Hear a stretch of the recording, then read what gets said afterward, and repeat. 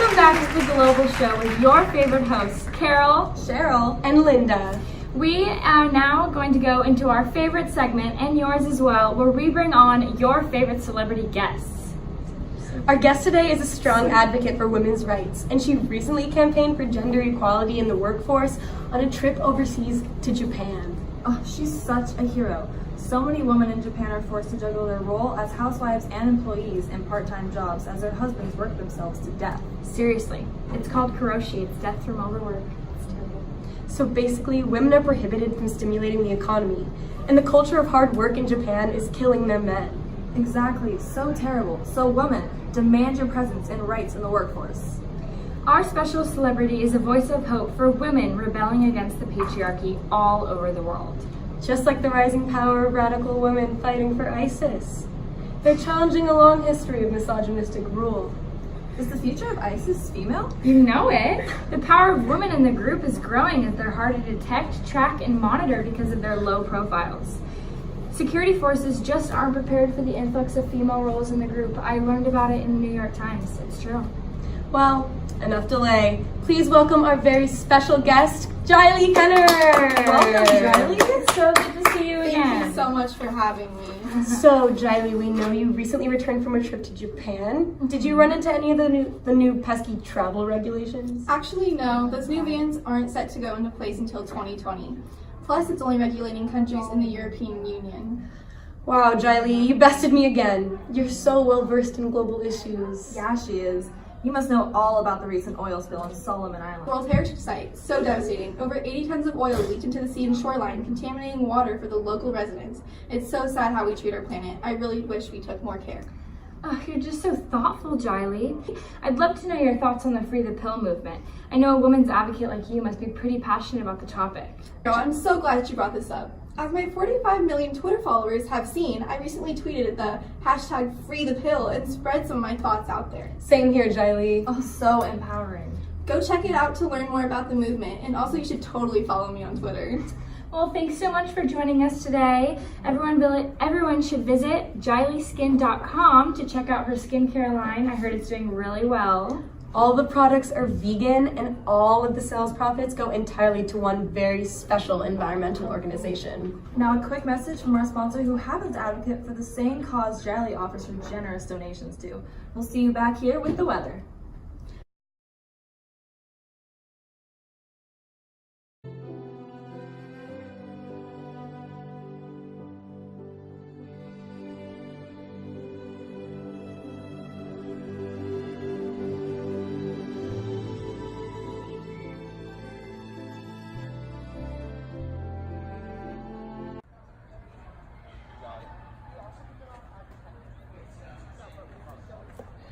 Man, the lake is so pretty today. The fish are gorgeous.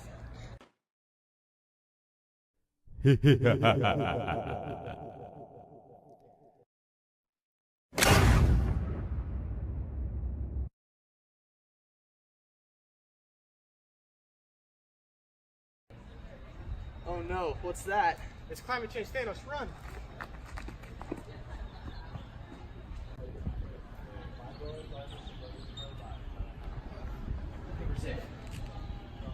On a real note, fish are seriously dying due to climate change and environmental problems. The rising temperatures in water are killing tons of fish. We're in the Indian, boys.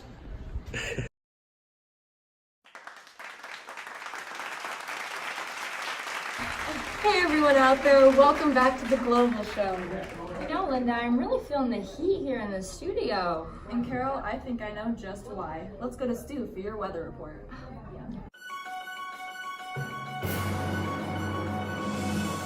Hello everybody, I'm Stu, and I'm here to give you your weather report. Alright, so if you live in the Midwest, you may have been experiencing what they call cold snaps, also known as the record-breaking low temperatures that have been experienced in this area. Specifically in Minnesota and North Dakota, you may have experienced the minus 30-degree temperatures. Woo. However, on another side of the planet, if you live in Australia, you may be experiencing the warmest summer that has been recorded. In Russia, you may be seeing the strange phenomenon of green or even black snow, which can be toxic, so maybe stay away from it. can also be soot, which, if eliminated, could help lower temperatures by up to 0.5 degrees.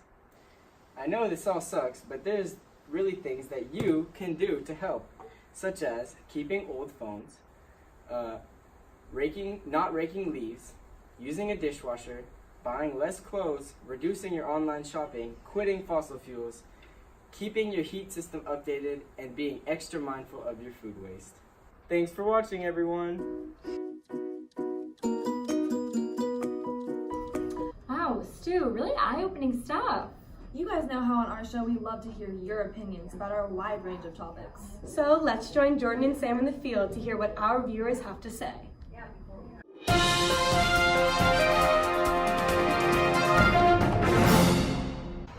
Do you think large corporations contributing to climate change should pay higher taxes?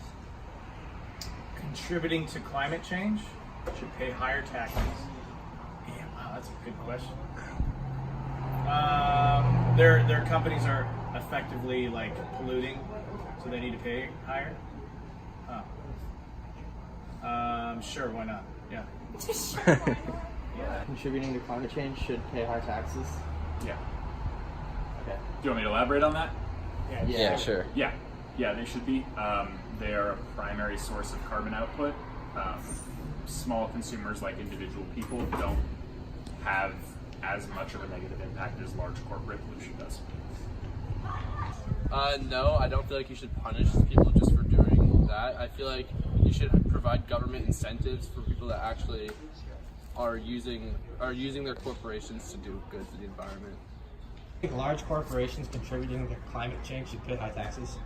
No, I do not believe that large corporations should pay higher taxes than anybody else because they do a lot for the world. Yeah, I think they should because I feel like the stuff that they do goes unpunished in a lot of places in the world, and I think that's kind of a big deal, you know? I agree with Peter. Oh, what?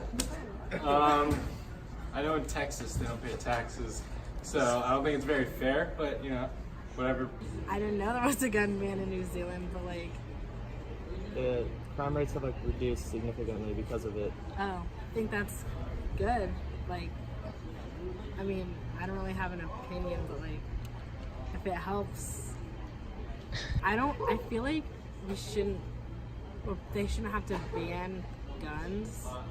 Like, I know like, my dad has a gun and like, I know like, other people have guns because they use it for like hunting or like just safety, but like, I feel like I don't think you should like ban guns. There needs to be more control though? Yeah, definitely. I think it's a good idea for the most part. I'm not like fully anti-guns. I think sometimes like ARs are kind of unnecessary because what can you use them for, like boar hunting? And so, yeah, I think it's not a bad idea. I think that like it's definitely like a good thing because like now like nothing has happened there, and like I think that we should really take that into like consideration. It's like not like guns in general. You probably have to have like a license to have one and be like have like a background check to make like, sure that like you don't have any felonies above that. Like, yeah, behind and that. for like hunting too. If people have like hunting licenses, then I feel like it's fine. Yeah. I think it's good. It should have been done a while ago, but yeah. And if you were to enforce a gun ban, how would you do it?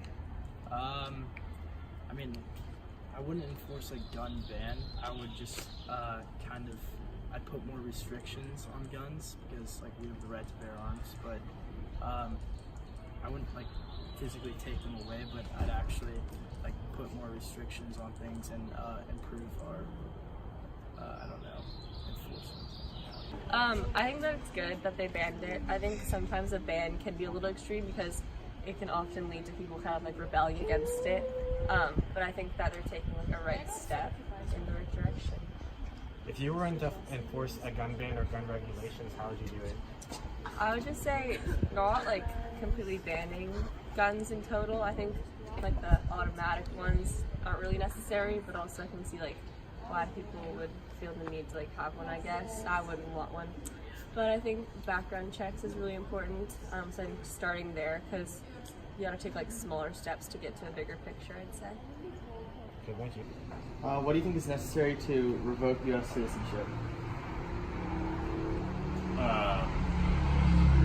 Like, is there a correct answer? No, just what should be? Yeah. Clearly acting against the best interests of the nation, I would say. And there has to be strong evidence that that takes place because it's a very serious accusation. Yeah. I think any act of treason against the United States should immediately have your citizenship status revoked. I feel like if you're an American citizen and you do like a terrorist act, something terrible to the nation, you gotta go. Yeah, you want to be the best citizen you can for your country. So, if you're doing stuff that's hurting the country, you gotta go. Goodbye. Why do you think there's a correlation between drug addicts and access to proper health care? I think that when healthcare is not provided, sometimes people will turn to alternate options to try to make themselves feel better when they're being deprived of like proper medicine. They're kind of turning to like illegal substances for that. I think in places where there's a lot of addiction and not a lot of health care, they don't really have the help to get rid of their addiction. And so it just kind of spirals off. Because most of the people that are drug addicts tend to spend their money on the drugs instead of getting the help that they need. What is your overall opinion on drug addiction, and what can we do to fix it? I think it's like sad that people are like addicted to drugs, and like, I mean, I don't know how to like what type of drugs, like any like drug, like juuling and stuff. I mean, like, I know, like, or vaping, I know, like, the tobacco industries have, like, made the flavor, disgusting flavor, so kids aren't, like, addicted to, like, hooked on it, so that's helping, I guess. Okay, so there's a company that has a machine that takes CO2 out of the air and puts it in the soda as carbonation. Okay. To try to, like, stop and reverse climate change. Okay. What's your reaction? Do you think it's like a good idea? It's a machine trying to help the environment. Yeah, what's wrong with